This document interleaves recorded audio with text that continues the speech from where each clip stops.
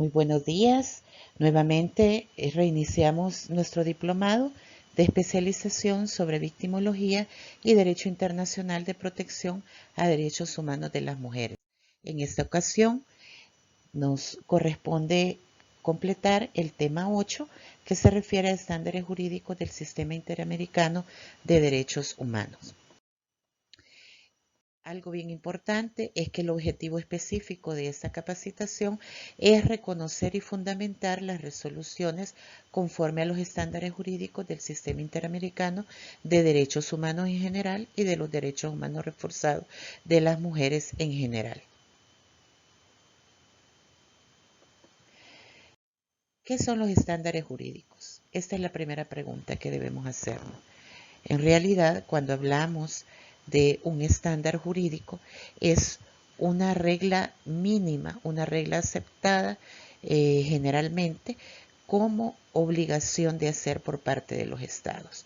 Un estándar jurídico usualmente pensábamos que era solamente lo contenido en los tratados regionales o internacionales de derechos humanos, pero modernamente, ¿verdad?, ya cuando hablamos de un estándar jurídico, el término se refiere no solo al texto que tienen los tratados. Cuando un Estado ratifica un tratado de derechos humanos, todo el texto del tratado es un estándar, o sea, es lo mínimo que debe de respetar. Y se reconoce que el contenido, desde luego se firma por un Estado, lo va a cumplir. Por ejemplo, ¿verdad?, la Convención Americana de Derechos Humanos y la Convención de Belén do Pará son dos tratados regionales de derechos humanos. Por lo tanto, todo el contenido de ese tratado, en lo que se refiere a las obligaciones que adquieren los estados, constituyen un estándar. Usted no puede ir en contra de esas afirmaciones. También un estándar jurídico es el conjunto de decisiones judiciales, informes temáticos y de país y otras recomendaciones adoptadas por la Comisión Interamericana de Derechos Humanos. Y también las sentencias y opiniones consultivas emitidas por la Corte Interamericana de Derechos Humanos constituyen estándares.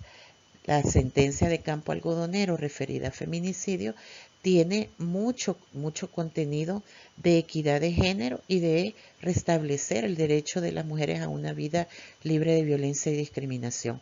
Por lo tanto, esos contenidos constituyen estándares, ¿verdad?, estándares que debemos cumplir.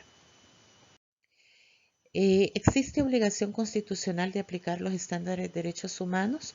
Bueno, efectivamente sí existe, y esto está basado en al menos 5 artículos de la Constitución de El Salvador.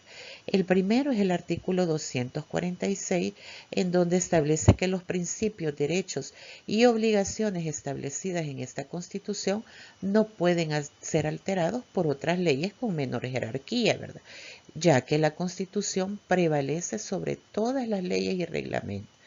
Este es el principal artículo que nos vincula precisamente a los estándares de derechos humanos, porque si dentro de la misma Constitución están establecidas disposiciones referidas a tratados y que los tratados prevalecen sobre las leyes secundarias, es obvio que los estándares que nos dan esos tratados tenemos que vincularlos al trabajo jurisdiccional.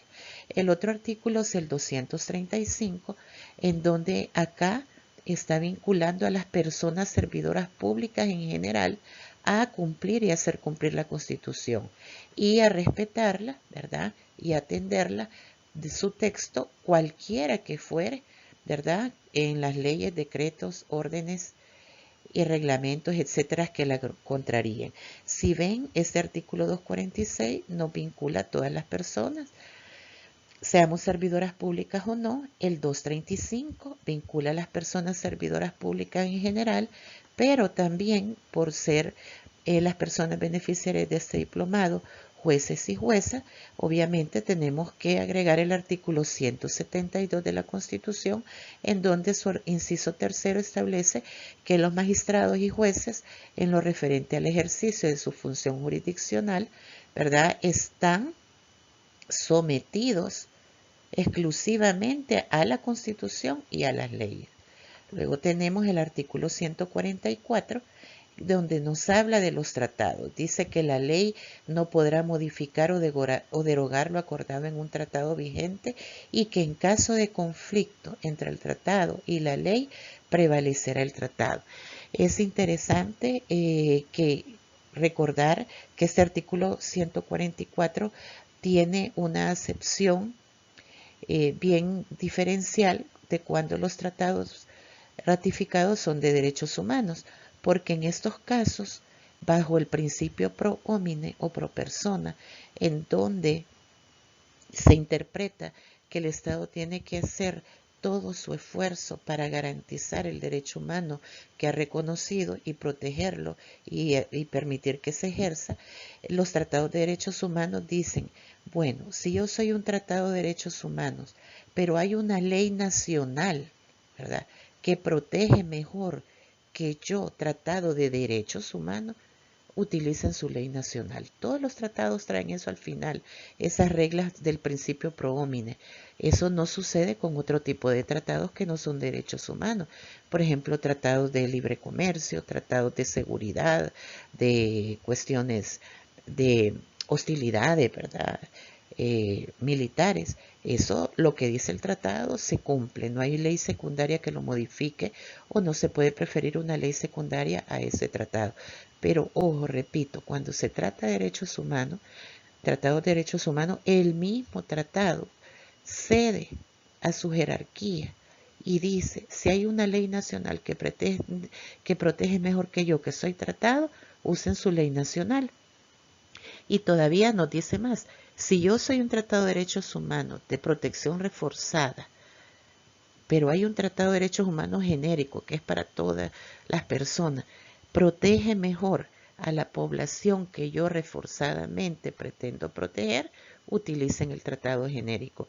Eso, como les repito, solo se produce en los tratados de derechos humanos en cumplimiento del principio pro homine, porque los mismos tratados de derechos humanos traen esa regla, ¿verdad?, de ceder su jerarquía, siempre y cuando hay otra norma, otra disposición, no importa de qué jerarquía, pero que proteja mejor el derecho que se ha reconocido. Y otro artículo importante de la Constitución es el principio de igualdad y prohibición de la discriminación, en este caso de nuestro curso por motivos de sexo, en donde acá lo vinculamos con el artículo 246, porque los derechos y garantías fundamentales de las personas están establecidos del artículo 1 al 28 de la Constitución, ¿verdad? Viendo esto, entonces sí, tenemos obligación de aplicar los estándares de derechos humanos en nuestra fundamentación y de las resoluciones.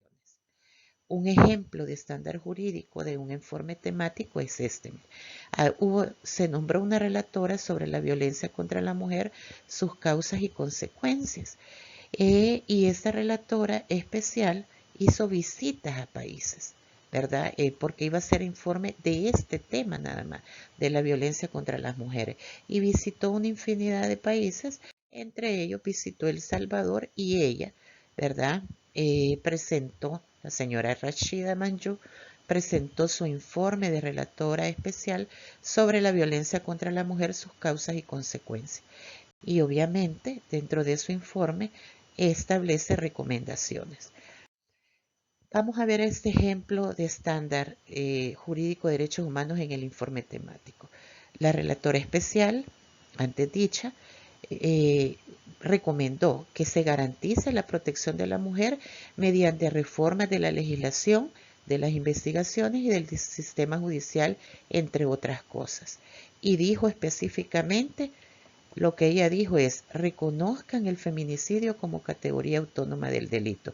Esta recomendación en un informe temático se constituye un estándar u una obligación. ¿Habrá cumplido el Estado salvadoreño con este estándar? Bueno, ¿se cumplió? Claro que sí, al establecer en la ley en el artículo 45 el delito de feminicidio y en el 46 el feminicidio agravado.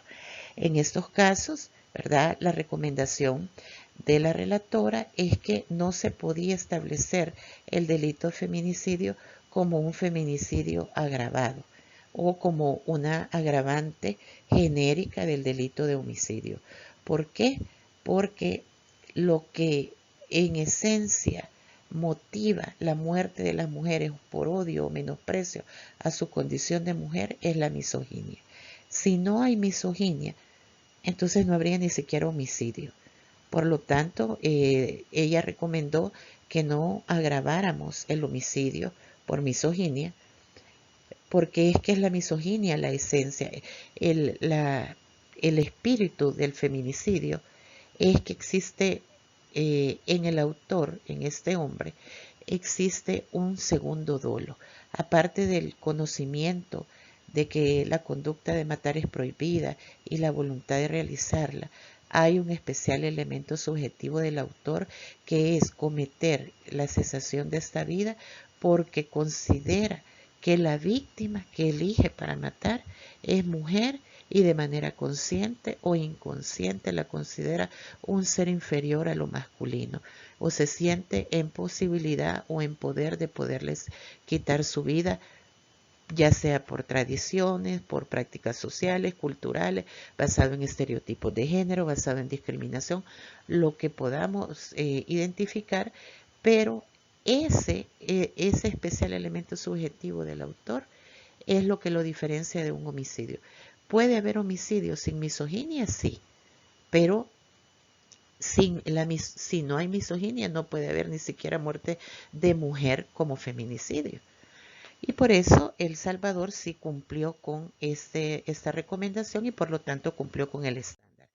A veces, ¿verdad? El estándar jurídico de derechos humanos que da una convención no lo cumplimos.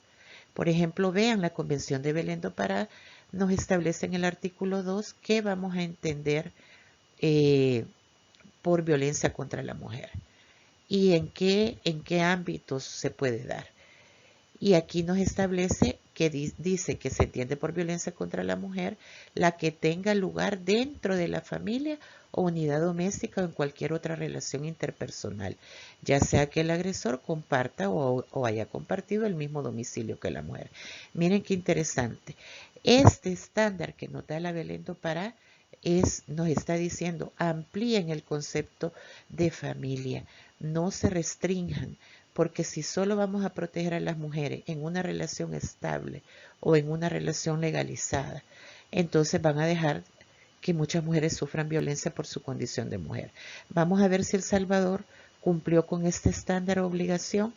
Bueno, sí, lo cumplió en la ley contra la violencia intrafamiliar, porque miren cómo ponen su inciso final. Para efectos de esta ley de violencia intrafamiliar, se entienden por familiares. Vean que amplía el concepto de familia del Código de Familia, porque en el Código de Familia se establece que la familia son aquellas personas que están unidas por un parentesco de consanguinidad, afinidad o adopción. Quiere decir que mi esposo no es mi pariente, es mi cónyuge, ¿verdad? Pero si yo ya me divorcié, no es ni siquiera nada. Pero sabiendo que no importa que la relación se haya terminado, las mujeres pueden seguir sufriendo violencia de la persona con quien mantuvieron una relación interpersonal o quien incluso no están compartiendo la misma vivienda. En la ley contra la violencia intrafamiliar estableció claramente lo que dice el estándar. Para los efectos de esta ley se entiende por familiar las relaciones entre cónyuges, excónyuges, conviviente, exconviviente. Imaginen, un exconviviente ya no hay estabilidad en la relación, ya no hay permanencia, entonces no son convivientes. Pero aquí crean estos términos, exconviviente, ascendientes, etc. Y al final, así como cualquier otra relación interpersonal que pueda generar este tipo de violencia. Relación interpersonal. Mire, otra relación interpersonal, dice el estándar, y esto dice nuestra ley contra la violencia intrafamiliar. Es obvio que este estándar lo hemos cumplido. Pero también a veces no cumplimos los estándares. Por ejemplo, la Convención de Belén do Pará en su artículo 6 dice que el derecho de toda mujer a una vida libre de violencia incluye, entre otras cosas, el derecho a ser libre de discriminación y el derecho a ser valorada y educada, libre de patrones estereotipados de comportamiento, prácticas sociales y culturales basadas en conceptos de inferioridad o subordinación de la mujer al hombre. Muy bien, eso ya lo hemos visto en otra jornada. Veamos esta sentencia que incumple este estándar. ¿Por qué la incumplió? Porque esta sentencia, ¿verdad? Incumple el estándar porque juzgó con estereotipos de género a una niña de 11 años y en su fallo prácticamente dice cómo debe ser el comportamiento de una mujer y si no es de esa forma apropiada, pues es culpa al hombre agresor. En este caso la niña tenía 11 años, el imputado tenía 50 años y la sentencia fue absolutoria. Y dentro de esa sentencia que creo que habíamos visto en el módulo 3, estos términos que se les preguntaban si eran estereotipos de género y ustedes dijeron que sí, se recuerdan, y a sabiendas de esta, o sea, la niña, de que el actuar del imputado era indebido, ella seguía visitando su casa, ¿verdad? Que fue cuando se dieron esos besos y tocamientos que bien pudo entonces evitar la menor ir donde este señor, ¿verdad? O sea, ¿por qué seguía yendo si la tocaba? ¿Por qué seguía yendo si la besaba? Etcétera. Entonces, a raíz de todo esto, dijo el juez que no veía motivos para condenar al hombre, ya que era la niña prácticamente la que se iba a meter a su casa. Eh, Esta sentencia, obviamente, se impugnó y se dijo que se impugnaba por contener estereotipos de género. Prácticamente se decía aquí, ¿verdad? Violándose el derecho a vivir una vida libre de violencia conforme al artículo 3 de la Convención Belén do Pará, pero principalmente se inobservó por parte del juez sentenciador el artículo 6 literal B de la misma convención que prohíbe la aplicación de estereotipos de género que coloquen a las mujeres en una situación de desventaja con respecto a los hombres, violando así el derecho de la niña y su madre a vivir libres de violencia y discriminación. Entonces, pues en varias partes de la sentencia se observan frases que contienen estereotipos de género que responsabilizan de manera indirecta o directa a la niña y a la madre de la situación victimal sufrida. Entonces se apela a esta sentencia alegando precisamente en la impugnación que se habían introducido estereotipos de género en el fallo absolutorio y fue interesante que ya ahora existe una resolución de la Cámara de lo Penal en donde anuló el fallo absolutorio. Pero eso lo vamos a ver en la siguiente clase. Entonces concluimos que una resolución judicial que desconoce los estándares jurídicos de derechos humanos, primero es una resolución violatoria de la Constitución, porque los estándares jurídicos de derechos humanos están en los tratados y en los organismos creados por los tratados para vigilar precisamente el cumplimiento de ellos. También si no observa las obligaciones asumidas por el Estado en los tratados de los derechos humanos y por lo tanto inaplica una ley, habilita los recursos de revocatoria y apelación según el tipo de resolución judicial. Y tercero, obviamente se favorece la impunidad con la agravante de que es el Estado, el juez o la jueza, quien viola los derechos humanos en estos casos de las mujeres. Bueno, siempre recordándoles que en la bibliografía de referencia están la causa penal a que acabo de hacer alusión y también aquí está el recurso de apelación que anuló la sentencia por utilizar estereotipos de género y también por no hacer uso de los tratados de derechos humanos que refuerzan la protección de los niños, niñas y adolescentes. Gracias por la atención y nos vemos en la siguiente clase.